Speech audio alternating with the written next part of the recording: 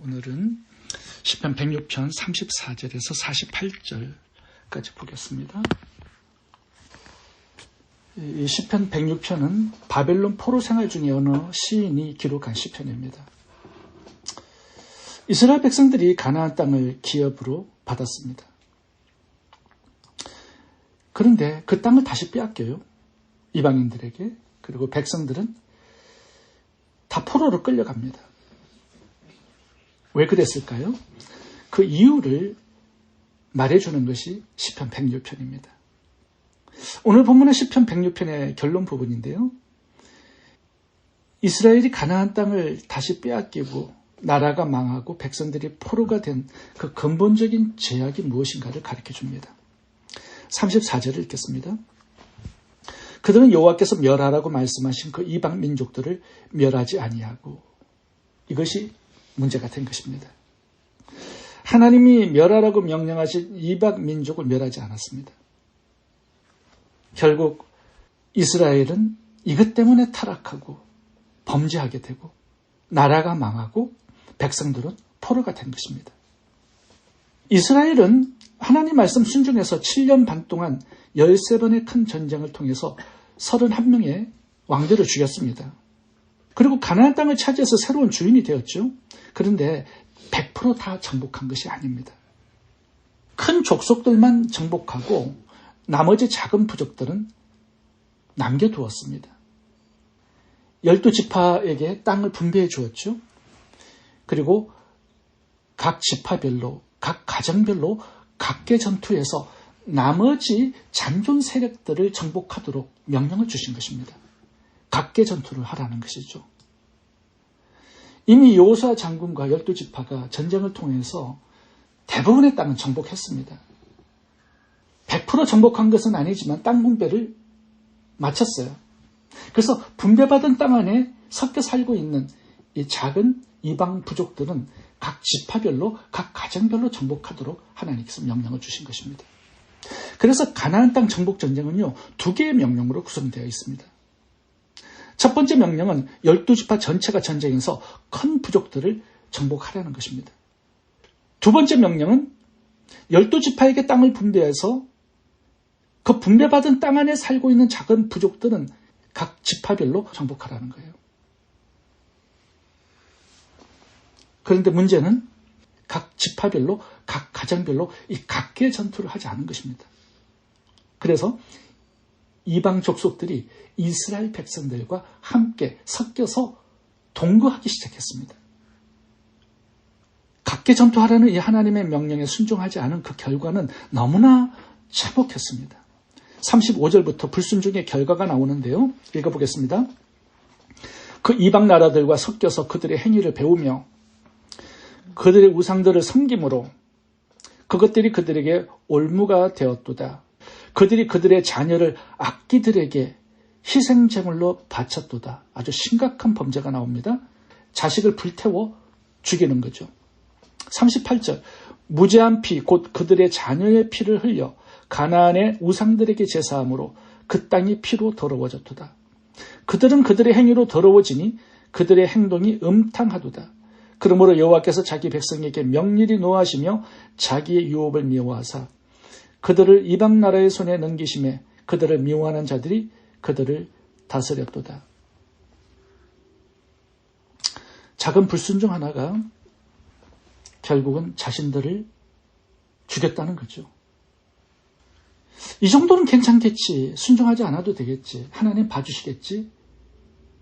이것이 자신을 죽이는 결과를 낳게 된다는 것입니다. 그래서 하나님께서 이 가나안 땅을 완벽하게 정복하지 않고 90%만 정복하고 10%를 남겨두고 각 지파별로, 가정별로 정복하라고 명령을 주신 이유는 뭘까요? 100% 정복해서 땅을 분배할 수도 있었잖아요. 그렇게 했다면 더 쉬워졌을 겁니다. 완벽한 정복이. 근데 나머지 10%를 남겨둠으로 이게 이제 문제가 된 거예요. 그렇다면 하나님께서 이 10%를 남겨두고 각계 전투를 명령하신 하나님의 의도, 계획은 무엇이었을까요? 이 작은 순종을 통해서 신앙의 거룩한 삶을 유지할 수 있기 때문에 그런 것입니다. 제가 늘 말씀드리지만 사명이 없으면 타락이 찾아옵니다. 그게 다윗과 솔로몬의 이야기 아니겠습니까?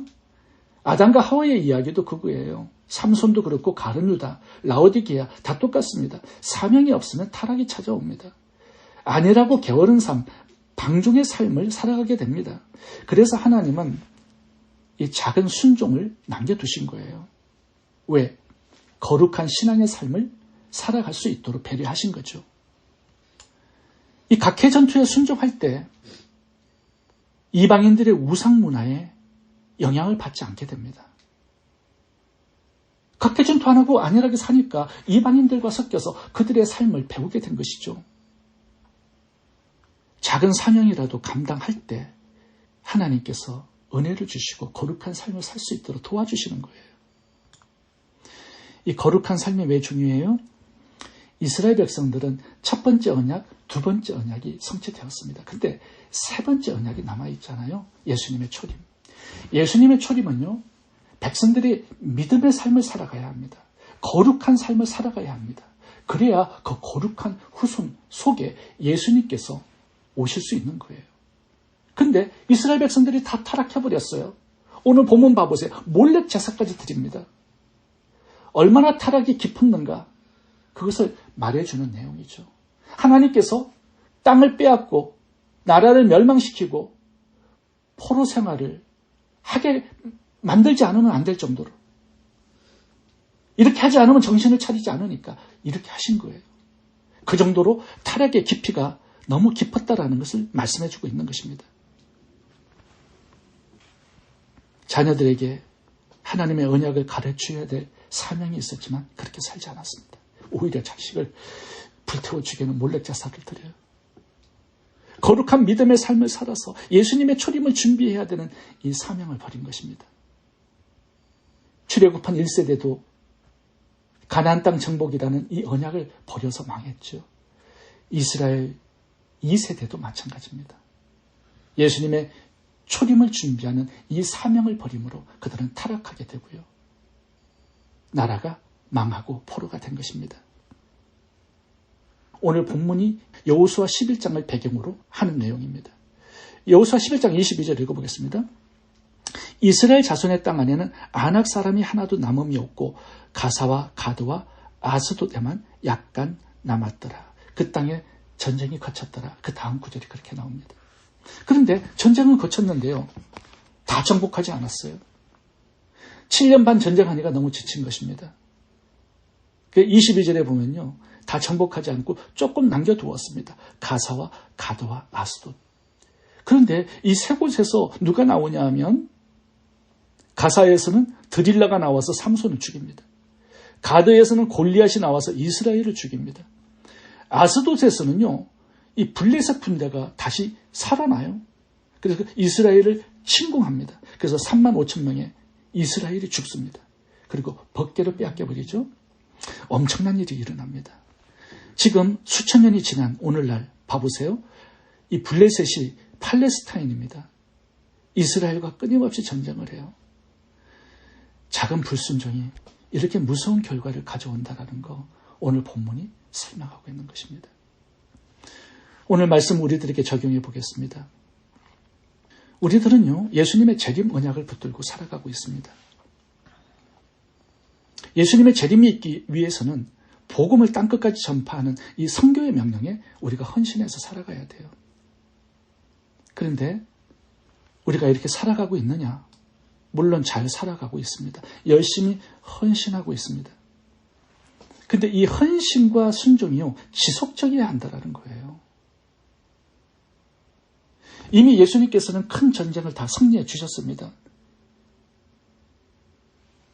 마귀의 머리를 부수고 그 잔당 세력들까지 다 무력화시켰어요. 그리고 우리들에게 이 복음의 사명을 땅끝까지 전파하라는 이 사명을 맡기셨습니다.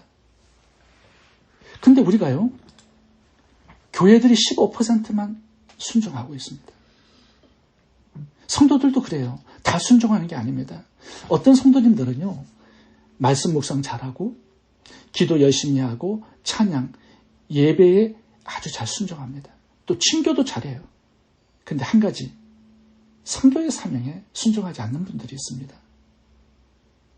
이스라엘 백성들도 그래요. 모든 것 다 순종을 잘했습니다. 그런데 하나님께서 명령하신 각계 전투에 순종하지 않았어요. 이것이 타락을 불러오고 범죄를 하게 되고 나라가 망하게 되고 포로로 끌려가게 되는 문제점이 된 것입니다. 우리 안에 남겨진 작은 불순종이 없는지 한번 살펴볼 필요가 있다는 거예요. 이스라엘 백성들 원망 불평 때문에 광야의 시체가 되었습니다. 이게 작은 죄가 아닙니다.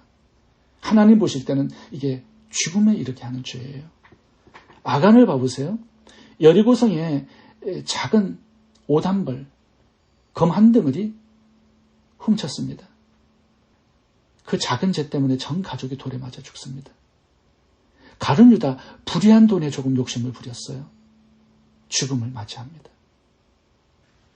다윗이 범한 육체적인 쾌락에 대한 죄악, 솔로몬이 범한 육체의 쾌락에 대한 죄악, 작은 것 같지만 나라 전체를 멸망시킨 엄청난 죄악이 되었습니다. 솔로몬은 왕이 된 다음에 제일 먼저 한 게 애굽 바로의 딸과 결혼을 한 것이었습니다. 하나님이 이방인들과의 결혼을 금지하잖아요. 그런데 솔로몬은 바로 왕의 딸과 결혼을 합니다. 근데 이 작은 제약이요, 수많은 이방 여인들과 결혼을 하게 되고 1000명의 아내까지 얻게 되는 엄청난 타락을 가져오게 돼요.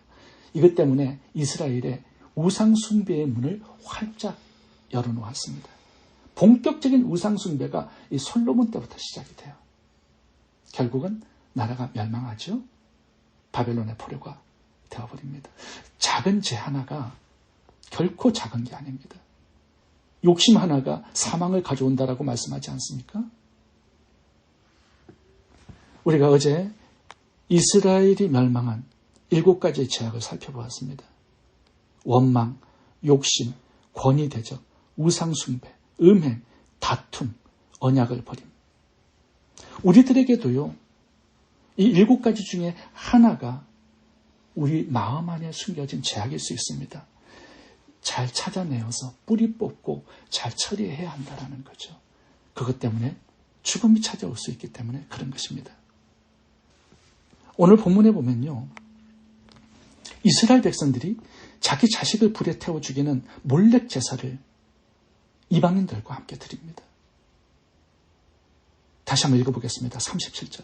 그들이 그들의 자녀를 악기들에게 희생제물로 바쳤도다. 와, 대단한 단어를 썼어요. 악기들에게, 귀신들에게 바쳤다는 것입니다.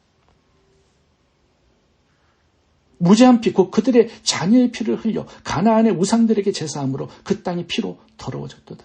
얼마나 많이 자녀들을 죽였으면 그 땅이 더러워졌겠습니까? 작은 죄 하나가 이런 결과를 가져오게 된다는 거죠. 자녀를 불태워 죽이는 이 제사법은요, 처음부터 나온 게 아닙니다.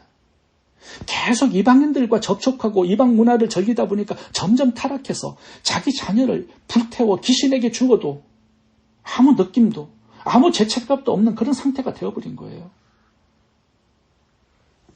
작은 죄악을 짓다 보면요, 점점 이렇게 큰 죄악으로 발전하게 된다는 것입니다. 오늘 본문의 결론은 너무나 충격적입니다. 43절 보세요. 그러나 하나님은 이스라엘 백성들에게 너무나 신실했다라는 것이 결론입니다. 43절.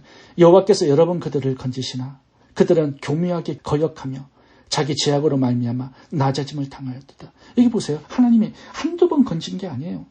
여러 번 그들을 건지셨습니다. 구원해 주셨어요. 45절 보겠습니다. 그들을 위하여 그의 언약을 기억하시고 그 크신 인자하심을 따라 뜻을 돌이키사 그들을 사로잡은 모든 자에게서 긍휼히 여김을 받게 하셨도다. 하나님은 이렇게 자식을 불태워 귀신들에게 바치는 이런 자들을 긍휼히 여기셨다라는 것입니다. 정말 눈물 나는 이야기예요. 하나님을 끊임없이 배신하는 백성들을 하나님은 끊임없이 가슴에 품으시고 긍휼히 여겨주셨다라는 것입니다. 왜 그렇게 하셨을까요? 예수님의 초림 때문에 그렇게 하신 것입니다. 그들이 없으면 예수님의 초림이 불가능해요. 그러니까 하나님은 눈물을 흘리시면서 그들을 붙드시고 사랑하시고 건져주시고 다시 세워주신 거죠. 거룩한 삶을 살아갈 수 있도록 끝까지 옆에서 사랑해 주신 것입니다.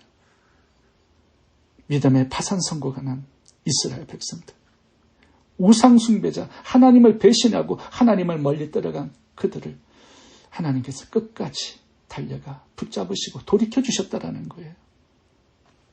왜? 하나님의 언약은 영원히 유효하기 때문에, 파괴하지 않으시기 때문에 그렇다라는 거죠. 우리도 마찬가지입니다. 우리가 아무리 실패하고 불순종해도요, 하나님의 긍휼은 오늘도 우리가 돌아올 자리를 비워두고 기다리고 계시는 것입니다. 그러므로 성도의 위대함은요, 무너진 자리에서 다시금 하나님의 이름을 부르며 일어나서 하나님의 언약 안으로 뛰어드는 용기에 있습니다. 담대함에 있어요. 왜? 불순종해도 하나님이 우리를 받아주신다고 약속하셨기 때문에. 우리가 없으면요, 복음을 전할 사람 없습니다. 예수님의 재림을 준비할 사람 없습니다. 이 언약 때문에 우리가 계속 범죄하고 실패해도 우리를 붙들어 주시고 긍휼히 여겨주시고 다시 회복시켜 주시는 것입니다. 이 하나님의 끊임없이 우리를 사랑하시는 하나님의 자비하심, 선하심, 신실하심, 이것 때문에 오늘도 우리는 하나님을 찬양하는 것이고 감사하는 것이고 경배하고 예배하는 것입니다. 기도하겠습니다.